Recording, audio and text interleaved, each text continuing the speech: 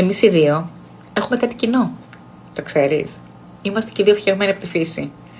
Πώς ξεχνάς από τη στιγμή που είμαστε και οι δύο φτιαγμένοι από τη φύση να μην προσέχεις τον εαυτό σου και να τρως τα πάντα που είναι χημικά?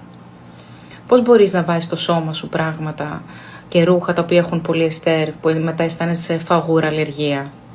Πώς μπορείς να βάζεις στο κορμί σου να μυρίζουν αρώματα που είναι με αλλεργία ογόνα, τα οποία κάνουν κακό στον οργανισμό σου? Γιατί δεν επιλέγεις να έχουν φυσικά αρώματα? Υπάρχουν στην αγορά ό,τι σε αφρόλουτρα σαμπουάν που να μην έχουν αλλεργία ογόνα μέσα. Διάβασε τις ετικέτες. Νιώσε καλύτερα μέσα από αυτά που κάνεις εσύ. Αυτά που τρως θα σε κάνουν να νιώσεις καλύτερα. Αυτά που φοράς στα ρούχα σου θα σε κάνουν να νιώσεις καλύτερα, γιατί θα είναι από βαμβάκι, όχι πολυεστέρ, ακόμα και με τάξη αν μπορούσες.